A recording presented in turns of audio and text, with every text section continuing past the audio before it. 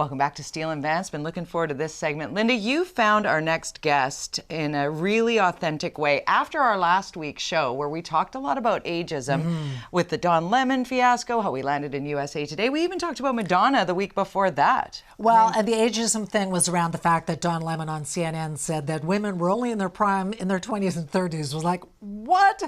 And then we were offered up this amazing guest because it's International Women's Day coming up March 8th. And they said, you know, you should be talking to this local woman from Tawasin. She's amazing. Well, first of all, have a look at her photo. She's an international fashion model, just came back from London Fashion Week. She's walked the catwalk 3 times.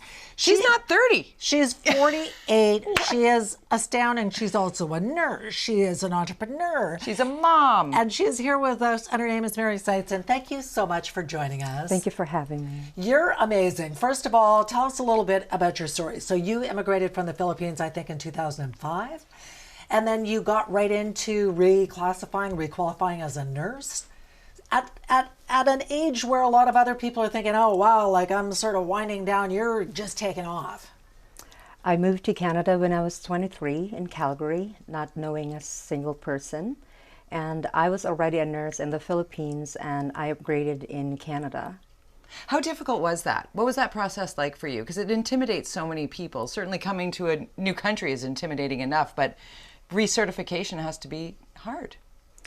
I took it as a challenge. The Calgary board before gave us a year to recertify, but I did it in 3 months. Good for you. It was hard because I was living on very minimal means, and I thought, I don't want to go on. I cannot go on like this for a year. Right. And I finished in 3 months.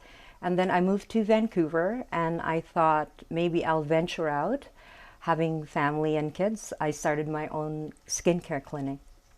So that's what I think is really fascinating about this idea that, oh, women have hit their prime in their 20s and 30s, and you're someone who immigrated here, started a new life, recertified as a nurse, opened your own business, you're an entrepreneur, and you're walking in London Fashion Week. How did that happen? How does a nurse and a businesswoman start becoming a fashion model in your late 40s? I think aging for me, I just look at it as my superpower. That there's no stopping. There's really no age. You just have to realize that there's so much more that you can do. And that brings us to the International Women's Day Challenge, which is part of why you're here. What is your challenge? My challenge for women over 40s is to be seen. You cannot fade. But also, I also want to encourage and I want to inspire the younger generation not to be afraid of aging. I want to tell them that aging is beautiful. Well, then what did you think when there was all this focus on Madonna at the Grammys, that she had some work done in her face? Here's her photo, and people were mocking her, and she was saying, you know, this is just another example of people not allowing a woman to age without controversy. There's a lot of going-ons about Madonna in the Grammys. Yeah. I'm pretty sure there was a better photo of her. But because it's Madonna, because she's her age, it's more, there's controversy. But for me, aging, as women, as we age, we are given options. Right. Now, some women choose not to dye their hair and go gray. That's okay too. But if you and if Madonna or other people chooses to enhance something, you also have to respect that. I think as women, we have to respect the choices that we make.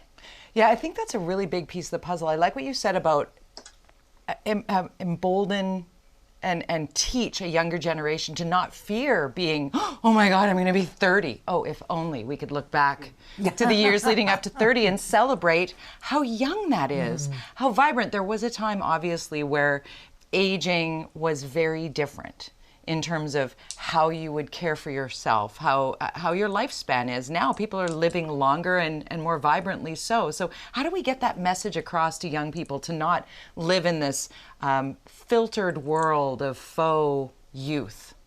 Again, with Madonna, I would just take a pause and learn a lesson. we fight the physical aspect of aging so much. Yeah. We let it weigh on us so much. So much. For me, it's important to be whole. It's okay to focus on the physicality of aging, but at the same time, it's also important to focus on the mental aspect, financial aspect. And if you focus on other things, you become whole. And I think as women, it's very important that we become one like that. Yeah, because often it's women who are other women's worst critics. That's what makes me so sad. Amen. We should have each other's backs. Yeah. How do we stop that? For me, my message for them is for all women, we have to uplift, support, and respect each other every single day. And it's important to surround yourself with women living their best lives, women whose lives you respect, and women who support you. And you have 3 children. And how do you instill upon your children these lessons in an everyday way? Well, first of all, I have to talk to my teenage son. I said, as a model, you will have to understand Mama has to walk the runway and do this and do that. And you know, he told me, he said, Mama, if there's one thing you have taught me to go and work hard. If you really want something, you go for it. Right.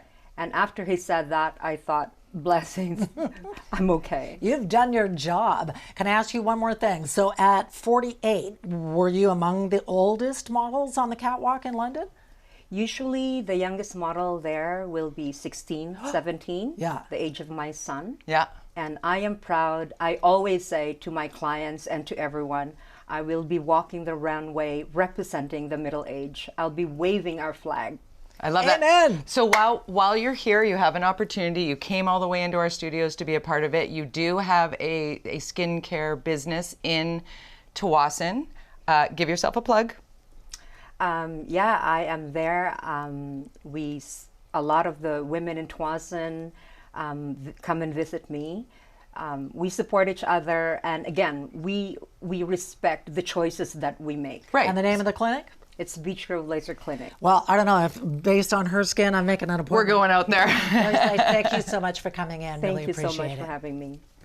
Okay, coming up next, a visitor to Vancouver's out walking his friend's dog. Mind his own When he gets business. taken down and shot by the Vancouver police, case of mistaken identity. Oops, what the hell is wrong with people? That segment's coming up next.